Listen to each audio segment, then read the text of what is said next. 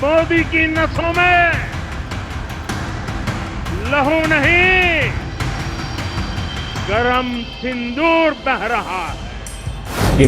गुजराती, मेरे ब्लड में कॉमर्स है, मेरे ब्लड में मनी होता है। शरीर के अंदर खून नहीं है और मन पे लीवे रो ये नई चीज बताओगा। अगर खून होता तो प्रधानमंत्री जी ट्रंप चौधर करके नहीं जाता।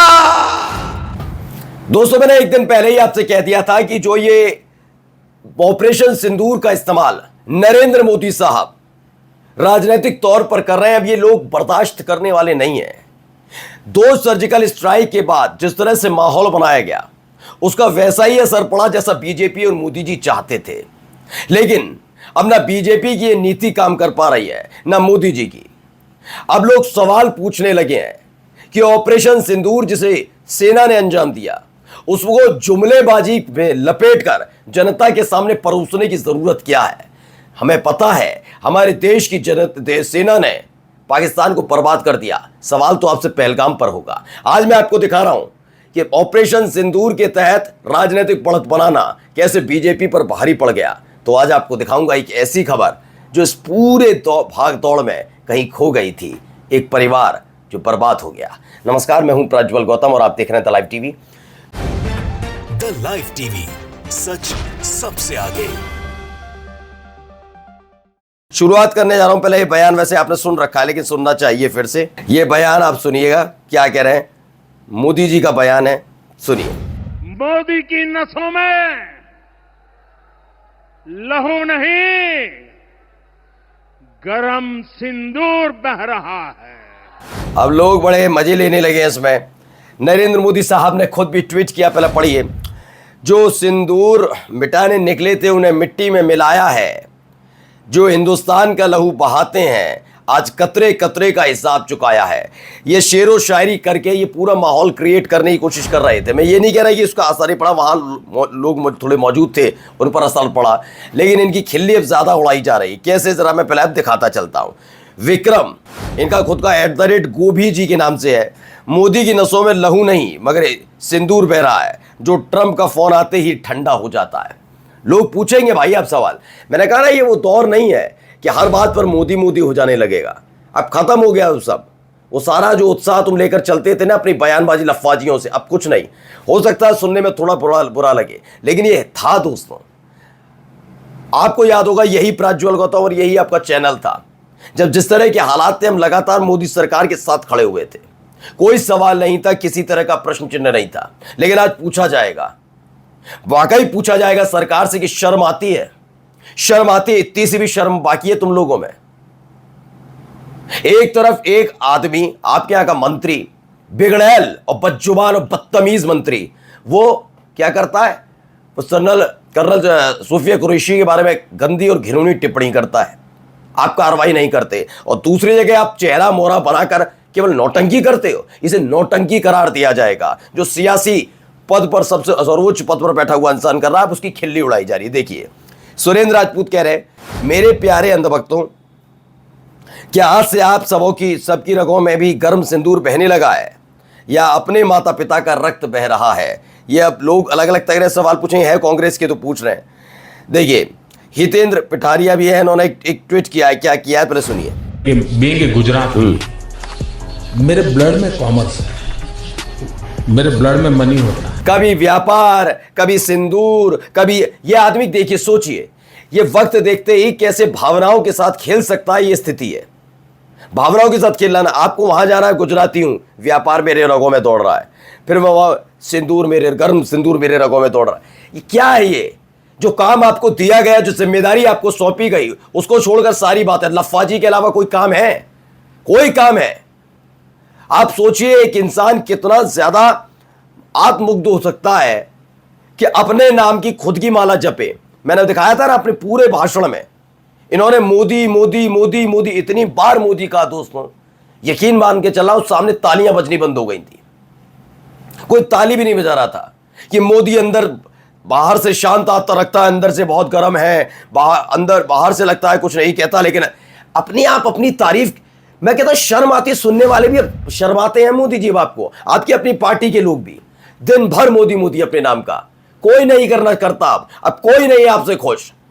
सोचिए हितेंद्र पिठाड़िया इसके बाद लिखते हैं आज प्रधानमंत्री खून में गर्म सिंदूर बह रहा था, पहले में वो था। चलिए आगे, अब इनको जरा सुनिए। मेरे शरीर के अंदर खून नहीं है, वो तो मान पे ली बेरो थे कि नई चीज बताओगा। अगर खून होता तो प्रधानमंत्री जी टर्म चौधर करके नहीं जाता। आज मोदी जी आए, मुझे तो आश्चर्य हुआ कि एक देश का प्रधानमंत्री। अब देखिए देश पारेख ने कहा, प्रधानमंत्री ने कहा मेरे शरीर में खून नहीं है, तो पहले हमें पता ही था, क्योंकि अगर खून होता तो ट्रंप पंचायती करके नहीं जाता। प्रधानमंत्री ने सिंदूर और देश की सेना का अपमान किया है। गोविंद डोटासरा कहते हैं, ये प्रदेश अध्यक्ष राजस्थान के बीजेपी कांग्रेस के। अब इनको जहां पर भी सुनिए, यहाँ ये अलग अलग बहुत सारी रंगीन के रंग देखिए। अब इनके रंग देखते चलिए तमाशे। जब ये कहा गया कि उसकी ओर से आगे कोई आतंकी गतिविधि और सैन्य दुस्साहस नहीं दिखाया जाएगा, तो भारत ने भी उस पर विचार किया। अब आप सुनिए, इस पर सवाल पूछे गए। राहुल गांधी ने ट्वीट किया, मोदी जी खोखले भाषण देना बंद कीजिए, सिर्फ इतना बताइए, आतंकवाद पर आपने पाकिस्तान की बात पर भरोसा क्यों किया? ट्रंप के सामने झुककर आपने भारत के हितों की कुर्बानी क्यों दी? आपका खून सिर्फ कैमरों के सामने ही क्यों गर्म होता है? आपने भारत के सम्मान से समझौता कर लिया। दरअसल बीजेपी और समूचा बीजेपी जो इनके इर्द गिर्द घूमते हैं मोदी जी के, जो तर्कपूर्ण बातें करते हैं, उनको छोड़कर जितने भी हैं कुतर्की और इन्हीं की तरह बातें करते हैं, लफ्फा जी नरेंद्र मोदी साहब की तरह। अब वो राहुल गांधी को, गांधी परिवार को पाकिस्तान परस्त घोषित कर रहा है। मानकर चलिए पाकिस्तान परस्त है, तो राहुल गांधी तो कह रहे हैं ना युद्ध करो, और ये सब हर कोई जानता है अगर सेना ने हमला करना शुरू किया पाकिस्तान पर, पाकिस्तान खत्म हो जाएगा। तो ये कैसा पाकिस्तान परस्त है? सीज फायर कौन करके आया? पाकिस्तान परस्त हुआ कौन? जरा सोचिएगा। विपक्ष कह रहा है पाकिस्तान पर हमला जारी रखो, पाकिस्तान को उसको तगड़ा सबक, ऐसा सबक सिखाओ वो जिंदगी भर याद रखे, और वही पाकिस्तान परस्त हैं जो पाकिस्तान पर हमला करने ही कह रहे हैं। और ये जो सीज फायर कर रहे हैं ये पाकिस्तान की खास दुश्मन है। बड़ा गजब का सारा लॉजिक टेढ़ा मेढ़ा करके अपने हिसाब से फिट कर रहे हैं। और मैंने कहा ना, अब इनकी फजीयत हो रही है। अब किसी सर्वोच्च पद पर बैठे तथाकथित चाणक्य कहें, आंधी तूफान कहें कि हमारी आंधी तूफान चलती है, सब खत्म हो चुका है, सब खत्म हो चुका है। बहुत बोराए हुए टाइप के हैं ये। पवन केड़ा लिखते हैं, साहब सिंदूर को रगों में नहीं चढ़ाया जाता, मांग में सजाया जाता है। निर्दोषों के खून पर ऊंची राजनीति करने में तो आपको कोई मुकाबला है ही नहीं। डायलॉग बाजी छोड़कर देश को यह बताइए, ट्रंप के कहने पर सिंदूर का सौदा क्यों किया? पहलगाम में सुरक्षा चूक का जिम्मेदार कौन है? चारों आतंकवादी आज तक लापता क्यों है? विदेश मंत्री ने सैन्य कार्रवाई से पहले पाकिस्तान को फोन कर सूचित क्यों किया? इस फोन कॉल का भारत को क्या नुकसान हुआ? बिल्कुल सही सवाल है। और अभी देखिए आगे भी हैं। सुरेंद्र राजपूत फिर से कहते हैं, एक मीम बनाया उन्होंने, अरे यार तुम्हारी नसों में गर्म सिंदूर बह रहा है और मुझे बताया भी नहीं। इसमें कहते हैं कि मोदी जी की रगों में खून की जगह सिंदूर बहने से परेशान ट्रंप ने हालचाल लिया। सब हम मजे ले रहे हैं। बिल्कुल देखिए साइंटिफिक एक वो डाला किसी लैब का, डॉक्टर मुकेश कुमार ने कहा कि सुना है कि दुनिया भर के वैज्ञानिक हैरत में पड़ गए। उन्होंने भारत सरकार के से प्रधानमंत्री मोदी का ब्लड सैंपल मांगा है। वे प्रकृति के इस अद्भुत चमत्कार को समझना चाहते हैं। यह उनकी कल्पना से भी परे था कि किसी प्राणी में खून की जगह सिंदूर भी हो सकता है। वे ये भी जानना चाहते हैं कि ये सिंदूर नहीं नसों में कैसे बहता है और हृदय को कैसे सक्रिय रखता है। अगर आप में भी जानने की जिज्ञासा है तो प्रधानमंत्री कार्यालय को तुरंत लिखिए या फिर RTI लगाइए। सब लताड़ेंगे अब आपको, कोई नहीं छोड़ेगा। बीजेपी तो मैं सही बता रहा हूं, अब बीजेपी के नेता परेशान है। मैं पूरी जिम्मेदारी के साथ कह सकता हूं, भारतीय जनता पार्टी खुद नेता परेशान है कि जिस आदमी को हम समझते थे कि इनकी बात को देश सुनता है, दुनिया सुनती है, इनको कोई नहीं सुनता। इससे बड़ा लफ्फाज कोई नहीं है, ये लोग समझ गए हैं। नेहा सिंह राठौर, नसों में लहू की जगह सिंदूर बह रहा है, आंखों से मगरमच्छ के आंसू टपक रहे हैं, त्वचा गिरगिट की तरह रंग बदल रही है, और बयान निकल कर आई थी का क्रेडिट लेने की कोशिश कर रहे हैं। आप भी उनको रोज घेर रहे हैं, तो अब तो इसको स्वीकार कर लेना चाहिए कि ऑपरेशन सिंदूर पहलगाम पर राजनीति फुल फ्लेजेड शुरू हो गई है। तो कोई भी पीछे क्यों रहेगा? रागिनी, अच्छा मानक देखिए, मानक पुलवामा के शहीदों के नाम पर वोट मांगने का काम मोदी जी ने किया, और न सिर्फ भारत ने बल्कि पूरे विश्व ने देखा ये एक ऐसा तथ्य है जिसे ना तो छुपाया जा सकता है और ना ही झुठलाया जा सकता है। पहली बात। अब मैं दूसरी बिल्कुल सही बात है, हर जगह वोट मांगने का काम करते हैं। अब आइए यहां पर भी देखिए, अभी ये टेलीग्राफ का आर्टिकल है, देश की बदनामी कैसे हो रही है, ये टेलीग्राफ का आर्टिकल है। वो बता रहे कि चाइना और पाकिस्तान ने क्या किया है। इसका जवाब हमारे देश की सरकार ने देना चाहिए, नहीं देना चाहिए? जब कांग्रेस और पूरा देश साथ में खड़ा है, नहीं देंगे। ये जो है ना ब्रूटल टेरर स्ट्राइक, ये पहले पन्ने की ऐड थी। और देश के प्रधानमंत्री नरेंद्र मोदी तब सीएम थे, 26/11 में बाहर रह के बात कर रहे थे। आप ये ना बताइए 1971 में घूस के मारा था, 1965 में लाल बहादुर शास्त्री ने भी घूस के मारा था। अब इसमें ये बता रहे हैं अतुल रोनी पाटिल हैं, इंडिया के पारिवारिक कांग्रेस की हैं। जब 26/11 को जब मुंबई में होता था, नरेंद्र मोदी ताज के सामने खड़े होकर प्रेस कॉन्फ्रेंस कर रहे थे। फ्रंट पेज पर इश्तिहार दे रहे थे, ब्रूटल टेरर अटैक। हमने नहीं कहा, सवाल करने वाले पाकिस्तानी के साथ खड़े हैं। यासिर मलिक से वार्ता अटल जी ने भी की थी। अजहर मसूद को आप लोग लाए थे कंधार तक छोड़ने के लिए, ये सवाल उठाए गए। और भी इससे जुड़ी हुई खबरें हैं, जैसे देखिए राजीव निगम कह रहे हैं, देखिए सुनिए इनको। एक और कमाल की बात पता चली कि मोदी जी के नसों में ना खून नहीं है। बताइए, ये पहली बार मालूम पड़ा कि मोदी जी की नसों में खून ही नहीं है।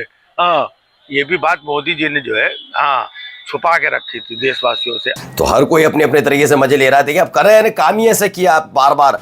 प्रशांत टंडन कहते हैं इतिहास भाषणों की किताब नहीं होता। यह सवाल हमेशा रहेगा कि जब सेनाओं ने बढ़त बना ली थी, पाकिस्तान के साथ सीज फायर क्यों किया? पाकिस्तान जब झुक रहा था तब सीज फायर में उससे क्या मनवाया?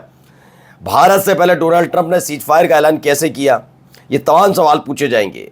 वही रागिनी नायक ने लिखा, घड़ी घड़ी ड्रामा, मांग का सिंदूर संभाला नहीं गया, नसों में दौड़ा रहे हैं। बिल्कुल लताड़ा जाना चाहिए, सवाल पूछा जाना चाहिए, क्योंकि 26 लोगों की मौत के बाद ये सियासी तमाशा करने वाला व्यक्ति हमें नहीं चाहिए। कृष्णकांत, लोकसभा चुनाव में मंगलसूत्र को मुद्दा बना दिया, अभी बिना किसी चुनाव के सिंदूर को रैली का मुद्दा बना दिया, जबकि 26 लोगों को कत्ल करने वाले 4 दरिंदे अभी तक पकड़े नहीं गए।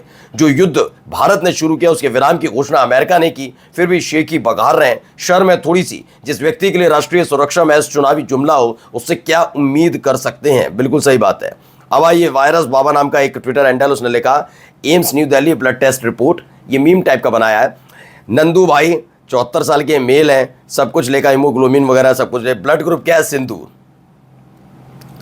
ठीक है, अब एक खबर है जिसे दबाया गया या दब गई। अब देखिए, अनमोल प्रीतम ने लिखी है, ये पुंछ की आफरीन है। 20 दिन पहले इनकी सगाई हुई थी, घर में शादी की तैयारियां चल रही थी। 7 मई की सुबह एक पाकिस्तानी गोला इनके घर के पास गिरा, जिसमें इनके पिता अकरम की मौत हो गई। आफरीन की भी बुरी तरह जख्मी हो गई। एक झटके में खुशी का माहौल मातम में बदल गया। पुंछ में ऐसी कहानियां सिर्फ आफरीन की नहीं, 7 मई से 10 मई के बीच पाकिस्तानी गोलीबारी में यहाँ के 13 लोगों की मौत हो गई। 50 से ज़्यादा लोग जख्मी हुए। युद्ध जैसे हालात की असली कीमत आफरीन जैसे लोग चुकाते हैं। परिवार उजड़ चुके हैं, घर खंडहर बन चुके हैं, और उस व्यवस्था पर से भरोसा टूट रहा है जो इन्हें सुरक्षा देने के लिए बना है। पुंछ से इस रिपोर्ट में मैंने इन सभी कहानियों और प्रशासनिक विफलता पर सवाल उठते सवालों को दर्ज किया है। इस लिंक पर जाकर आप ये रिपोर्ट देख सकते हैं। मतलब ये अपनी बताते हैं कि इन्होंने जाकर वहां पर किया था, रिपोर्ट दर्ज की और ये सब किया था। अब चलिए चलते चलते एक सवाल सुनिए। फौज की या किसी की डिप्लॉयमेंट रहती है, और ये मैं आपको यहां से बताना चाहता हूं कि ये गलतफहमी में ना रहे कि ये फौज की डिप्लॉयमेंट थी। ये जो जितने भी शहर हैं, श्रीनगर, पहलगाम, पुलवामा, अनंतनाग, अनवंतीपुर, ये सारे के सारे मिनिस्ट्री ऑफ होम की सिक्योरिटी के अंदर है। जो सिक्योरिटी है, पुलिस, पैरामिलिट्री। तो कर्नल रोहित चौधरी कहते हैं पहलगाम हमला पूरी तरह से गृह मंत्रालय की विफलता है, फौज की नहीं। गृह मंत्री अमित शाह जी को इस फेलियर की जिम्मेदारी लेनी चाहिए।